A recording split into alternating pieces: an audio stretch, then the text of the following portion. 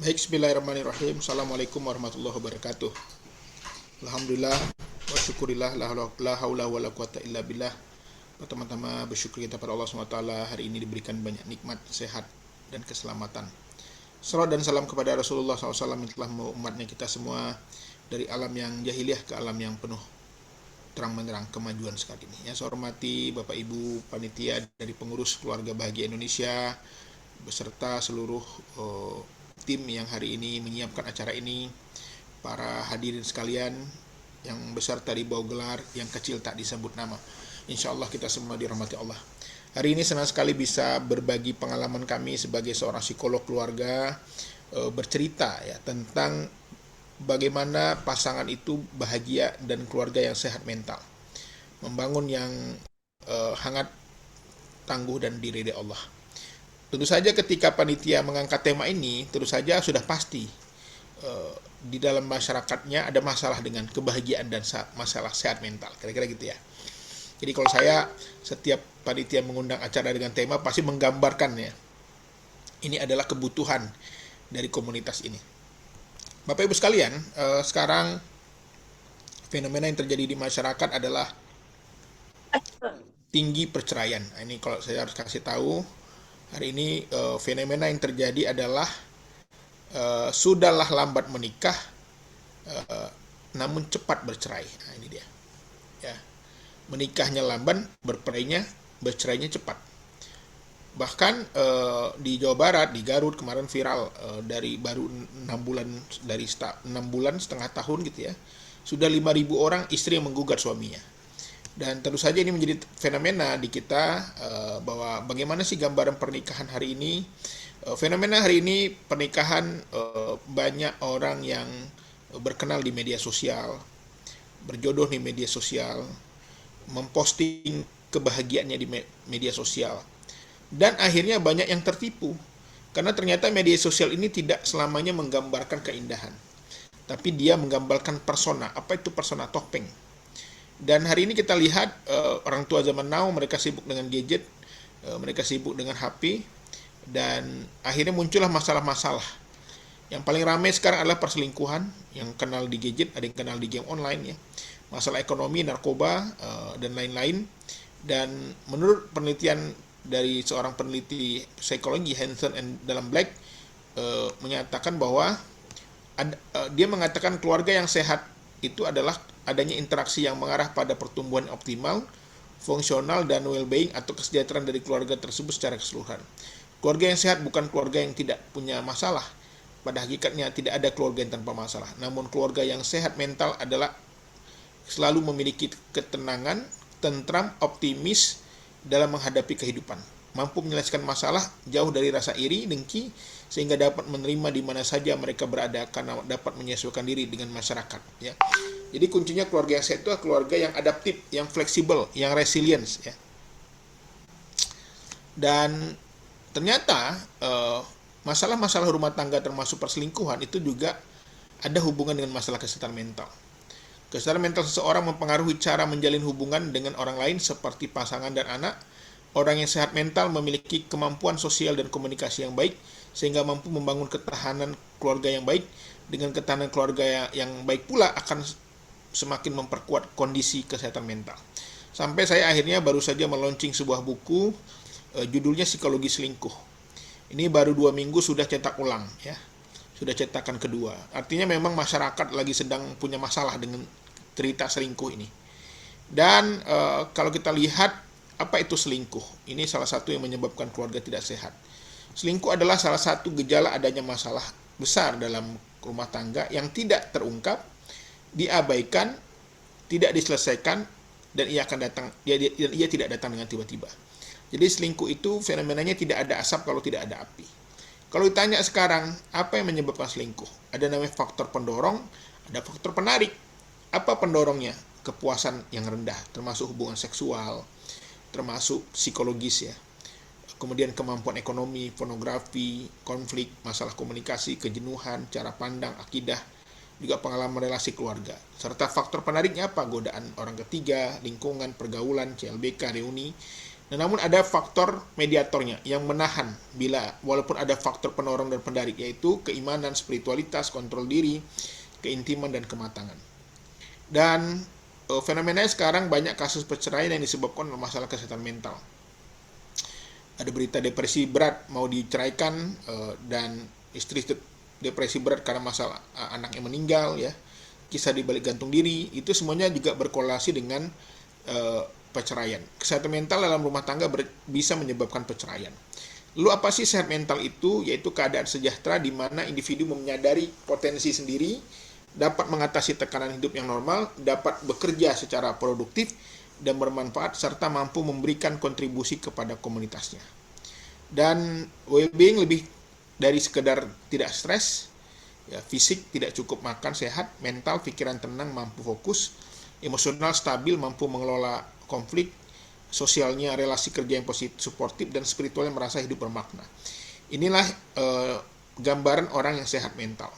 Dan juga kalau orang yang sakit itu biasanya khawatir yang terus berterusan, berlebihan, kesulitan tidur, sangat kelelahan, tidak dapat bekerja, dan mengisolasi diri. Dan orang yang sehat itu perubahan moodnya wajar, rutinitas baik, mampu penuh energi, mampu bekerja dengan baik, dan mampu bersosialisasi secara efektif. Jadi sehat itu didefinisikan adalah orang yang bergaul, orang yang mampu berinteraksi. Dan di dalam rumah tangga ada namanya host, ada namanya home. Apa itu house?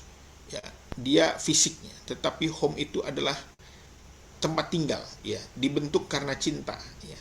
Ini yang harus kita jaga sekarang, karena tidak semua house adalah home, dan tapi setiap home adalah host. Dan keluarga yang sehat bukan keluarga yang tidak tanpa masalah. Keluarga yang sehat adalah yang ketika mendapatkan masalah akan menghadapi dengan ketenangan, tentram, optimis, fokus, dan penuh solusi. Banyak orang mengatakan bahwa perceraian karena ekonomi, iya, salah satunya iya. Tapi ada juga orang kaya bercerai karena uang itu bahagia, iya. Jika kekayaan adalah tolak ukur kebahagiaan, maka seharusnya para bilioner adalah orang yang paling bahagia di dunia. Namun pada faktanya banyak orang nggak bahagia, akhirnya menggunakan narkoba, bunuh diri. Padahal dia punya uang, punya popularitas, punya segalanya. Dan kita lihat berita-berita sekarang banyak kasus-kasus bunuh diri, ya. Kemudian keinginan bunuh diri, menyakiti diri. Dan Bapak Ibu sekalian tahu bahwa di dalam rumah tangga ada 3 hal yang diharapkan setiap orang dalam menikah. Yang pertama aman, ya, rasa aman. Yang kedua love, dicintai. Yang ketiga didengarkan. Dan ini penting sekali, ketika pasangan tidak mendapatkan ini di rumah, maka dia akan mencari di luar. Makanya saya selalu mengatakan perselingkuhan itu tidak ada asap kalau tidak ada api. Walaupun kadang-kadang tidak semuanya selingkuh itu karena ada masalah dengan pasangannya. Bisa jadi juga karena pengaruh lingkungan, pergaulan, pornografi. Dan kalau ditanya apa masalah rumah tangga, yang pertama ekonomi, yang kedua ekonomi, yang ketiga ekonomi. Ekonomi yang pertama ini kalau nggak punya uang, ini pasti tidak stabil rumah tangga. Senggol bacok, mata berkunang-kunang, kepala pusing. Ya. Tapi ekonomi yang kedua, kadang-kadang orang punya keinginan, gaji 10 juta, tapi cicilannya 9 juta, 900. Ya, karena banyak gaya, akhirnya tertekan. Dan ekonomi yang ketiga adalah banyak pula orang bercerai, selingkuh, ketika di puncak karir, ketika uang banyak, di situ pula terjadi KDRT, di situ pula terjadi kecanduan pornografi dan berzina. Apa pentingkah hubungan antara ayah ibu yang harmonis bagi perkembangan anak? Berdasarkan penelitian seorang psikologi namanya Julia Goldberg dan Maria Carlson, kualitas hubungan ibu dan ayah sebagai pasangan menentukan baik secara langsung maupun tidak langsung kondisi kesejahteraan dan tumbuh kembang anak. Jadi justru kalau kita bicara bagaimana mendidik anak, pertama harmonislah, kompaklah, akurlah, rujuklah, apalagi istilahnya, hangatlah. Jangan berantem di hadapan anak, jangan membuka aib pasangan di depan anak, karena cara interaksi antara ayah dan ibu sebagai pasangan adalah contoh bagi anak yang untuk mempelajari cara berhubungan dengan orang lain. Makanya banyak sekali saya mendapati klien-klien yang berpisah, bercerai, ternyata juga berasal dari keluarga yang bercerai. Karena apa? Karena mereka tidak memiliki figur dan keteladanan. Suka tidak suka, anak-anak kita selalu memperhatikan kita, pepatah bahwa anak-anak seperti spons yang menyerap dunia di sekitar mereka, terutama berlaku untuk semua suasana emosional yang mengelilingi mereka. Tidak peduli seberapa keras kita mencoba menyembunyikan masalah, anak-anak peka terhadap ketenangan antara orang tua dan mereka secara langsung dipengaruhi oleh orang tua mereka berinteraksi. Dan kalau kita lihat apa sih kunci utama ketahanan keluarga, yang pertama memiliki visi, yang kedua komunikasi, yang ketiga kemandirian ekonomi. Membangun keluarga yang hebat dibutuhkan pertama pembagian tanggung jawab yang tepat. Ya, sekarang banyak sekali suami-suami yang dikomplain oleh istrinya karena dianggap malas, tidak mau bekerja keras. Ya, dan banyak pula suami-suami yang komplain kepada istrinya karena tidak peduli dengan pasangannya. Pendidikan yang tepat dan lingkungan di mana nilai-nilai moral dan emosi berkembang tumbuh dan generasi. Dan dalam membangun rumah tangga tentu saja kita berpandukan kepada Quran dan Sunnah. Rumah tangga yang harmonis itu rumah tangga yang lemah lembut, saling menyayangi, berlapang dada. Ya, dan Rasulullah SAW mencontohkan dalam pernikahan itu dia selalu mengabarkan, tidak pernah dia diam-diam, ya, supaya tidak terjadi fitnah.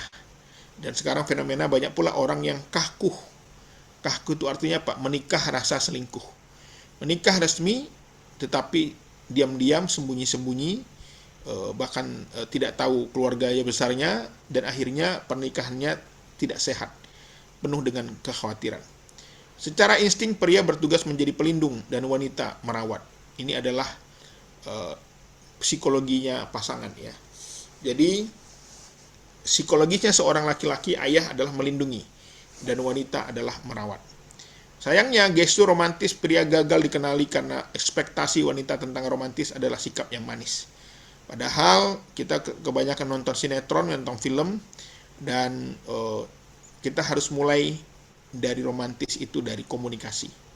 Kalau komunikasinya lancar, nyambung, kompak, akur, itu insya Allah akan menjadikan kebahagiaan. Makanya bapak-bapak, ibu-ibu jangan terlalu serius. Ya, maka ibu-ibu sering sekali berharap suaminya lucu, ya, karena lucu itu ternyata bahagia, ya. Kadang-kadang kata istrinya sudahlah uang pas-pasan, tampang pas-pasan, ibadah pas-pasan, lucu pun enggak, gitu. Jadi minimal lucu ini penting bagi para ayah, karena ayah yang lucu ini disenangi oleh anak dan istrinya. Lucu itu artinya apa? Humoris, fleksibel, supel, humble, apalagi mau berkorban. Ya, bukan macam ayah macam betul. Atau nggak ayah macam betul? Satu hari ada anak menerima rapor. Ternyata nilai raportnya jelek. Ayahnya marah. Ayah dulu ranking, kamu bikin malu aja. Satu hari, minggu depan libur anaknya. Main ke rumah neneknya. Dibukanya lemari-lemari neneknya. Rupanya bertemulah rapor ayahnya yang dulu. Rupanya lebih parah lagi ayahnya. Ini namanya ayah macam betul. Karena ada pepatah yang mengatakan biasanya buah jatuh tak jauh dari pohonnya. Jadi hari ini Bapak Ibu yang menemukan kenakalan pada anak-anaknya, lihat kita dulu, biasanya nggak jauh beda, ya. Dan komunikasi ini penting. Komunikasi yang baik itu contohnya adalah suami istri berkomunikasi dengan baik akan merasakan kepuasan, kebahagiaan, empati, intimasi. Sementara suami istri yang tidak berkomunikasi baik menyebabkan frustasi, marah, kesal, dan sakit hati. Survei terbaru mengatakan bahwa suami mengaku tidak bisa melawan istri, bahkan bisa menderita dan merasa takut pada istrinya. Tapi mereka tidak mengakuinya pada teman atau orang lain. Mereka khawatir pernikahannya gagal. Beberapa pria bahkan menangis diam-diam karena merasa takut, ya.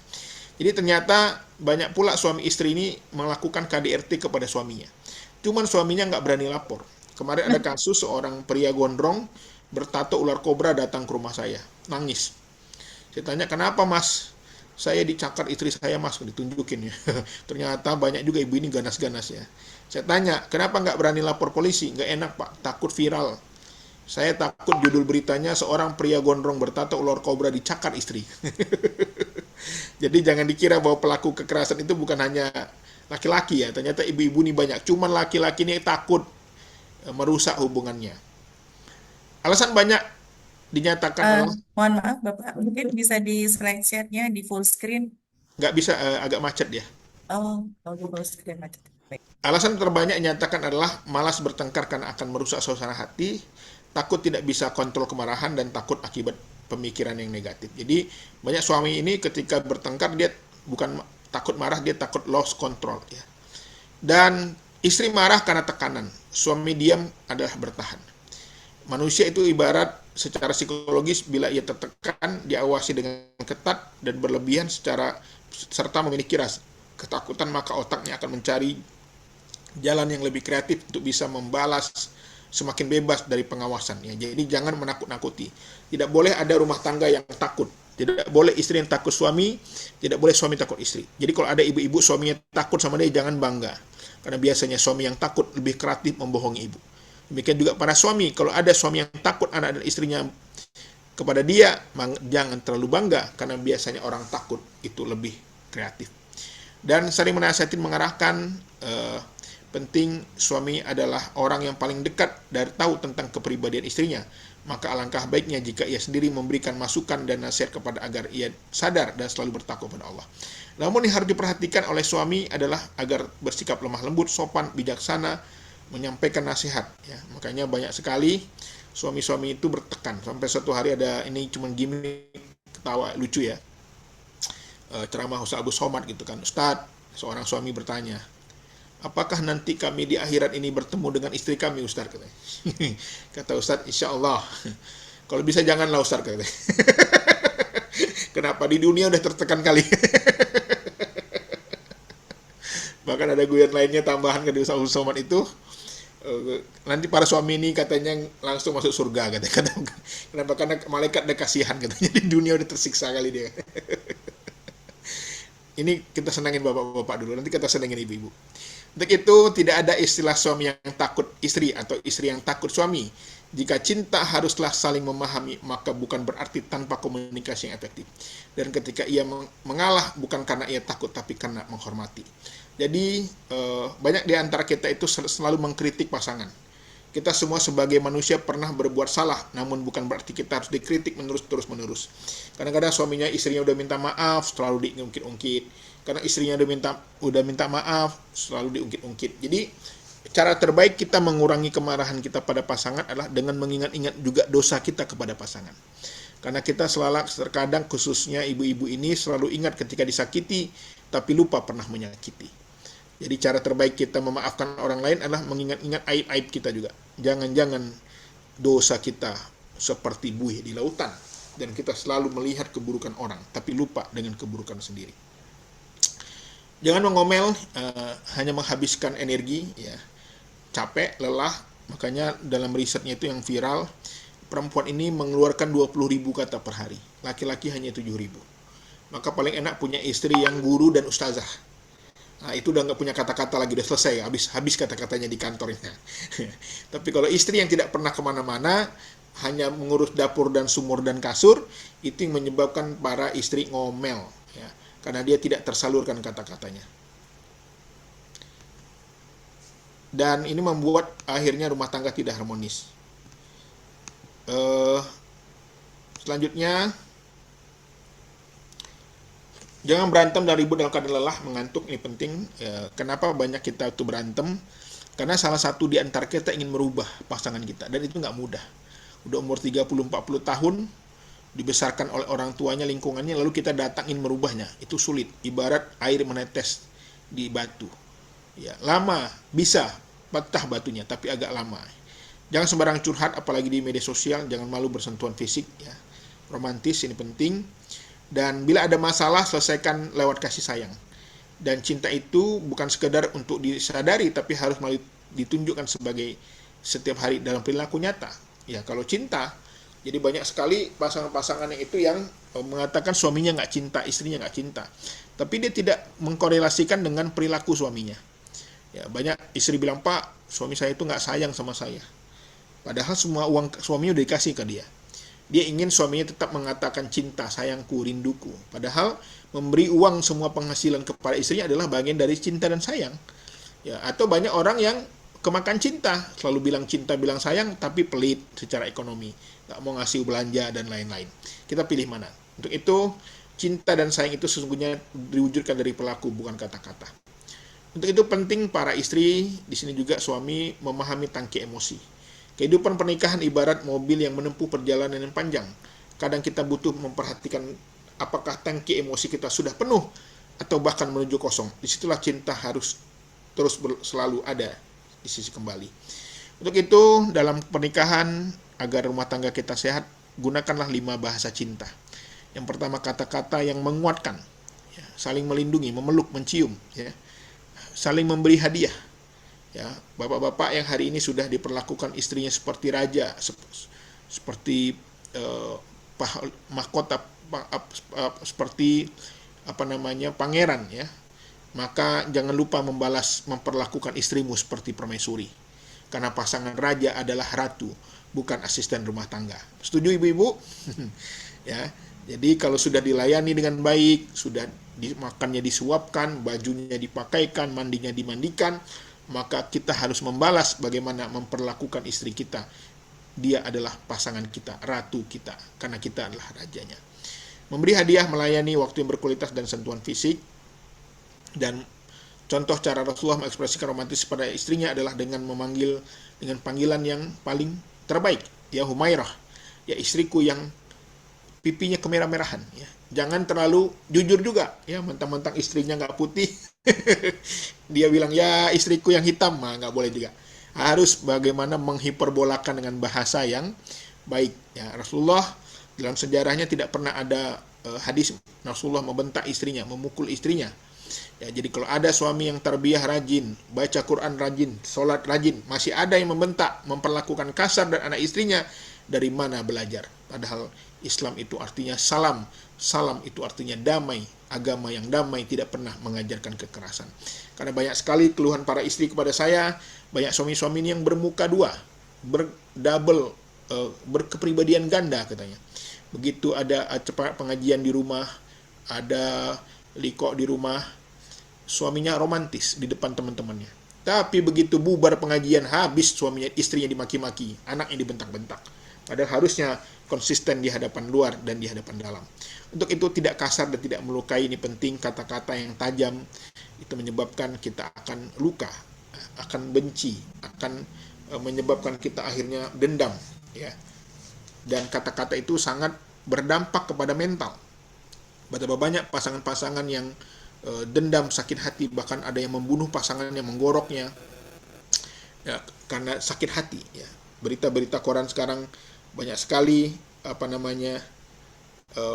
kisah-kisah suami yang memukul istri, lalu istri membalasnya juga dengan memotong kemaluan suaminya. Ada yang selingkuh dipotong kemaluannya, ada yang selingkuh dibunuh. Ya, sekarang mengerikan kisah-kisah ini. Untuk itu pentinglah bagi para suami ini berlaku romantis, ya, memberikan kata-kata yang terbaik, saling membahagiakan, saling menyenangi, ya. Karena apalagi yang berilmu, ya. Makanya ada pantunnya, pergi ke pasar mendayung sampan, sampan di kayu membawa jerami. Cahaya ilmu itu untuk disimpan, bukan untuk disimpan, tetapi untuk menerangi. Jadi kalau ada suami yang pandai bagaimana membahagiakan istrinya dengan kata-kata yang terbaik, dengan kata-kata yang romantis, ya, kata-kata yang indah, kata-kata yang membuat pasangan kita itu bahagia. Kenapa? Karena dunia ini hanyalah sementara. Kita ini dunia ini transit. Maka kita diberi hiburan, diberi kesempatan, ada jabatan, ada harta, ada pasangan, ya. Tetapi tujuan kita selanjutnya adalah kehidupan dunia, kehidupan akhirat. Karena apa? Ada pantunnya yang mengatakan ayam berkokok sahut-sahutan, bebek berjalan berbaris. Dunia ini hanya persinggahan, takkan ada kekal yang abadi. Jadi penting untuk kita memahami indah rumah berbahan kayu, dindingnya kokoh berwarna biru. Jangan sia-siakan umurmu sebelum tubuh terbujur kaku. Para suami dan istri hari ini hadir, marilah kita mengenang, bertanya ke pasangan kita, apakah kita sudah membahagiakannya? Nanti para suami tanya, selesai acara ini tanya, Mi, bahagia nggak, Mi? Kata istrinya, inilah aku tunggu-tunggu bang, nggak bahagia aku banget.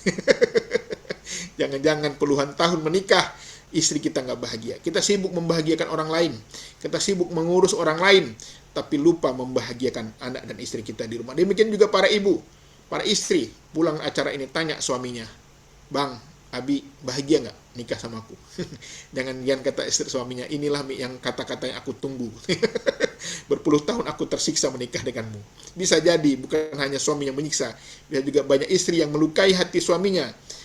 Ya, bisa juga banyak pasangan yang menyakiti hati dengan kata-kata. Untuk itu penting berbagaimana romantis. Cobalah bapak-bapak susun kata-kata yang apa namanya membuat hati istri senang, ya. Menulis syair, menulis pantun, ya, menulis WA, ya. Misalnya kita apa namanya membuat pasangan itu bahagia tidak hanya dengan harta, tapi juga dengan bahasa yang lembut. Seperti contoh, memang banyak si buah kandis, tapi sayang buahnya mentah. Di dunia ini banyak gadis, namun hanya adiklah tambatan cinta. Jadi bagaimana kita membuat pasangan kita itu merasa bahagia. Ya, ini kadang-kadang sudahlah hadiah materi nggak punya, kata-kata pun nggak punya. Harusnya kita bisa membahagiakan pasangan kita dengan membuat apa namanya romantisme dengan bahasa yang lembut, ya. Dan ini penting untuk kita berterus terang kepada pasangan kita, bagaimana kita membangun rasa sayang, bagaimana pantunnya, pergi ke pasar membeli mangga, tidak lupa membeli kelapa. Luka hati tak mudah sirna, karena cinta berbalut dusta. Jadi penting untuk pasangan tidak berkata kasar membangun cinta.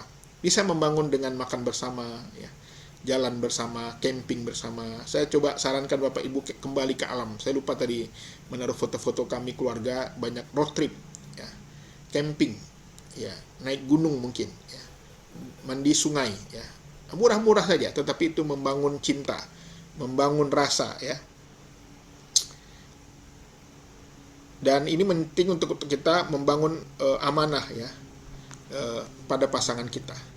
Dan hari ini saya juga memberikan pesan kepada para ayah yang hadir di sini, bahwa saya tidak setuju kalau ada anak bermasalah yang disalahkan istri. Karena temuan kasus-kasus yang saya tangani, rata-rata anak bermasalah karena lemahnya kepemimpinan para ayah. Banyak ayah-ayah yang tidak bertanggung jawab, banyak ayah-ayah yang tidak berani mengambil risiko, bahkan banyak ayah yang bergantung hidup dengan istrinya. Bahkan saya sedih kalau anak-anak muda ditanya, kamu menikah dengan siapa? Apa kriteria akhwatnya? Yang dicarinya apa? Akhwat yang ASN, akhwat yang bekerja. Supaya apa? Supaya saya bebas. Bayangin coba. Itu saya kira sebuah cara pikir yang salah. Harusnya si anak muda ini berpikir mencari pasangan yang solehah, yang bisa mendidik anak, bukan justru disuruh bekerja, mencari nafkah, sementara dia menumpang hidup. Ya, dia tidak bekerja keras. Ini yang tentu saja paradigma yang salah. Dan ketidakhadiran ayah ini tentu saja berdampak, bahkan risetnya anak-anak yang homoseksual itu juga karena kemarahan kepada ayah. Ayah yang tidak mengambil resiko. Saya pernah ada tangani kasus seorang anak yang gay gara-gara sakit hati sama ayahnya, marah. Karena ayahnya sejak kecil nggak pernah kerja, numpang hidup sama ibunya. Bahkan dia pula yang megang ATM ibunya, dia pula yang ngatur. Sudahlah nggak punya uang, nggak kerja, marah-marah pula, ya, kasar. Dan kita lihat video berikut ini.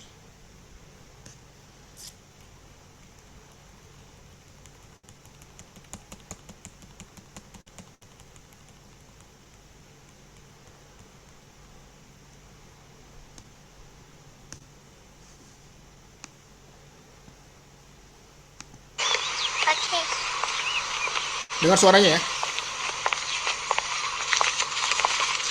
Daddy is the sweetest daddy in the world. Daddy is the most handsome,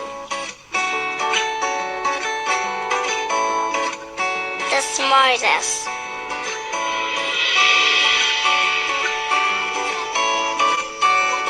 the most clever, the kindest.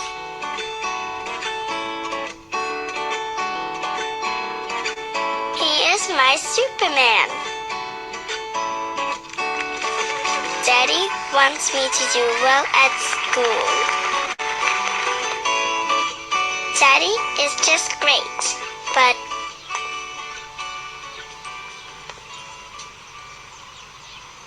he lies.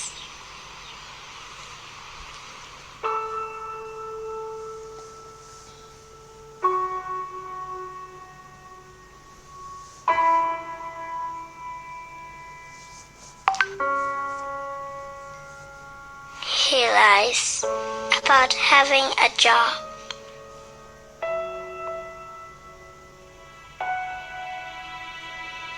He lies about having money.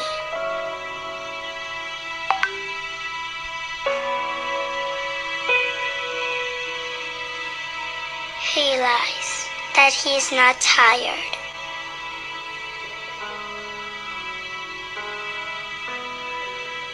He lies that he is not hungry. He lies that we have everything.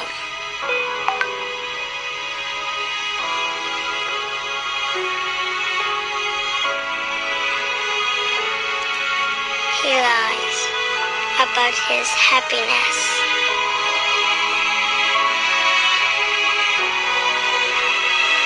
He lies because of me.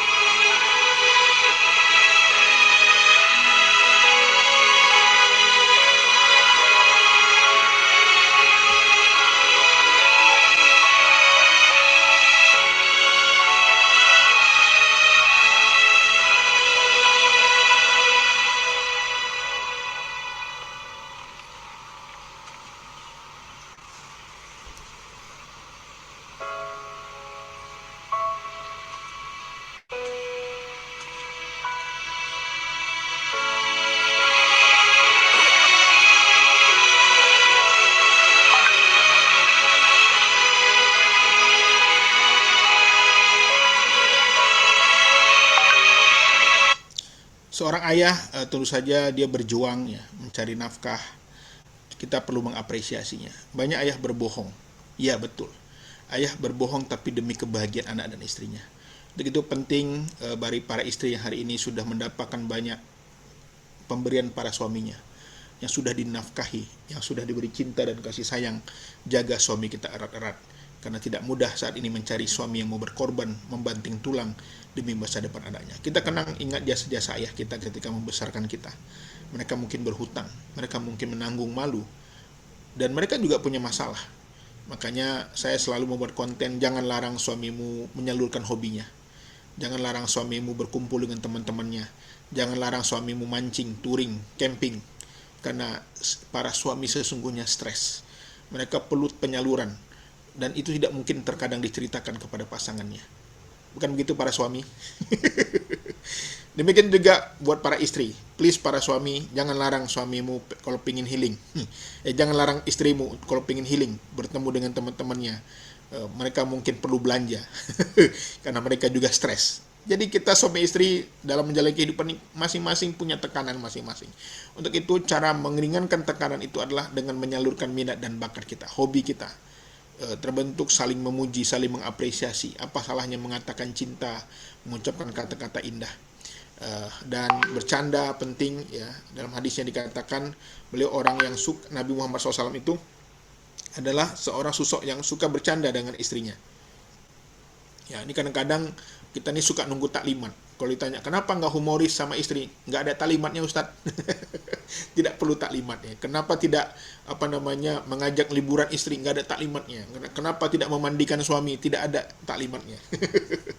Bantu pekerjaan rumah tangga. Ketika Aisyah ditanya, apakah yang dilakukan Nabi SAW di rumahnya? Aisyah menjawab, beliau ikut membantu melaksanakan pekerjaan rumah tangga. Ini penting bagi para suami. Ya, para istri itu capek. Dia perlu didukung. Yang selalu saya amalkan ketika saya di rumah adalah saya selalu mencuci piring dan gelas yang saya pakai. Dan akhirnya anak-anak meniru. Kenapa? Karena saya tidak ingin memberatkan istri saya. Itu sederhana, tetapi itu bisa meringankan beban para istri. Karena mencuci piring, mencuci baju itu lelah, capek, fisik, otot ya. Dan bangun bonding dalam rumah tangga, ngobrol, bercerita ya, mengenang masa lalu ya. Makanya saya kalau camping sama istri, di tengah malam kami bangun ya, kami suka bercerita ketika pertama bertemu. Kalau versi saya, istri saya suka duluan.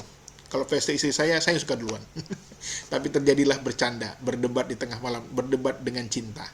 Ya, berdebat dengan ketawa ketiwi, dan anak menyaksikan, dan anak-anak akhirnya bahagia. Dan mungkin saat ini kita perlu mengingatkan getaran cinta masa-masa berdua, ya perlu waktu untuk jalan berdua, nggak mahal-mahal, bisa naik angkot, bisa naik motor ya. untuk membangun cinta. Makanya akrablah dengan mertua, akrablah dengan ipar supaya bisa nitip anak. Ini banyak sekali sekarang orang berantem sama mertua, musuhan dengan ipar ya. Karena sesungguhnya kita perlu support system ya. Melakukan aktivitas bersama dan agendakan digital detox ya.